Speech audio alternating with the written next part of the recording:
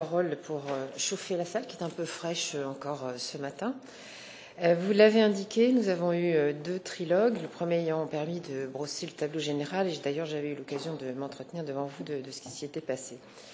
Le deuxième trilogue du 19 octobre a permis d'engager les débats de façon un peu plus précise sur des suggestions et contre-propositions des uns et des autres, et aussi d'avancer d'une certaine manière sur certains d'entre eux, mais aussi de cibler ces points qui vont être un peu difficiles entre le Conseil et le Parlement. En fait, il y a 4 thèmes majeurs que je répète une nouvelle fois devant vous et que nous continuons de mener en discussion avec le Conseil et la Commission. Le premier concerne l'harmonisation entre la liste européenne et les listes nationales. Je vous rappelle que dans la position que la commission Libé a adoptée, on a supprimé à terme les listes nationales de pays d'origine sûrs pour ne laisser subsister qu'une liste européenne. Le Conseil n'en veut pas et l'idée qui est défendue, c'est qu'il y ait une coexistence indéfinie entre la liste européenne et les listes nationales. Alors, je veux redire ici que le Parlement a adopté une position forte, mais qui est très pragmatique. On a, de ce fait, en supprimant à terme les listes nationales, voulu renforcer l'impact harmonisateur de la proposition. Nous avons proposé une suppression dans un délai de 3 ans, donc on ne le fait pas du jour au lendemain, on ne le fait pas sans préparation, et cette suppression des listes nationales, elle est encadrée avec des propositions très précises pour cette transition douce. C'est ce qu'on a expliqué au Conseil, qui veut maintenir cette coexistence permanente des listes nationales avec la liste européenne, ce que nous pensons être un peu chaotique pour l'avenir, puisque ça ne permettra pas de convergence des pratiques, notamment entre les pays, en matière de pays d'origine sûre, alors que c'est l'objectif même de ce règlement. Le risque étant même, puisqu'il n'y a pas d'opposition à ce que cela se fasse, que de nouvelles listes nationales voient le jour et qu'on soit donc dans une espèce de prolifération des listes nationales, ce qui est exactement le but inverse du but recherché. Donc, on comprend également que l'objectif du Conseil dans cette affaire c'est d'essayer de repousser ces discussions sur la suppression des listes nationales à la discussion sur le règlement procédure qui est également en cours, mais ceci n'est manifestement pas satisfaisant non plus.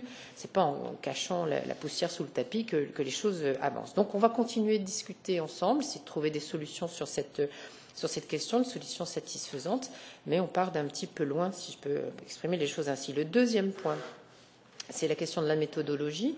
Donc là, il y a eu vraiment des efforts, je trouve, de part et d'autre, qui ont permis de réaliser des progrès assez substantiels. Donc, globalement, le Conseil a accepté d'inclure les ONG parmi les sources d'information, comme accepté d'octroyer un rôle important au Bureau européen d'asile dans le processus de désignation d'un pays sur la liste ou dans le suivi de la liste. On a encore un petit problème sur le rôle du HCR et des ONG dans ce processus, la manière dont on met la mécanique correctement en route. Et nous voulons essayer de progresser en la matière, sans créer pour autant, je le redis, une espèce d'usine à gaz avec des ONG qui seraient appelées à donner leur point de vue sur à peu près tout, mais vraiment de les mettre en garde-fou pour accompagner les institutions avec leur expertise. Donc, on va progresser encore, on a fait des propositions et nous attendons des retours de la part du Conseil. Le troisième point concerne les points fondamentaux.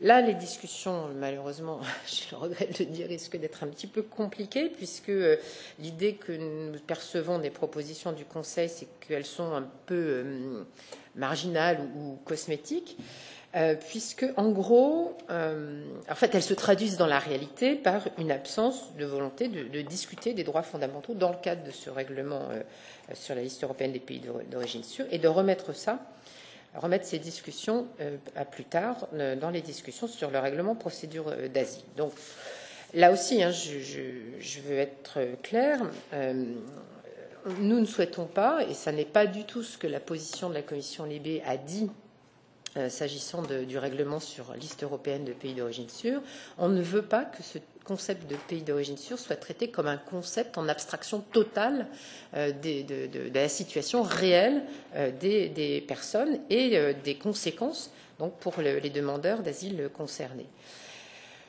D'autant plus qu'on a bien perçu que dans les propositions qui ont été faites par la Commission, ces nouvelles propositions qui sont sous la table et en discussion, l'application du concept de pays d'origine sûre et maintenant, et ses implications procédurales seront obligatoires. Donc, c'est évident, on ne peut pas traiter ce concept de pays d'origine sûre dans l'abstraction. Donc, voilà, ça a été un peu compliqué sur cette question des droits fondamentaux. Nous nous y tenons vraiment de façon formelle et je pense que les discussions devront se poursuivre, même si elles sont difficiles. Et le dernier point sur lequel, le dernier paquet de concepts sur lesquels nous travaillons, c'est la question du mécanisme de suspension. Là aussi, il y a des efforts qui ont été réalisés, des progrès assez substantiels. Donc, simplement, je rappelle à nos collègues que la question du mécanisme de suspension, ça consiste à pouvoir suspendre un pays de la liste européenne de pays d'origine sûre quand la situation du pays concerné ne répond plus donc aux critères d'un pays d'origine sûre.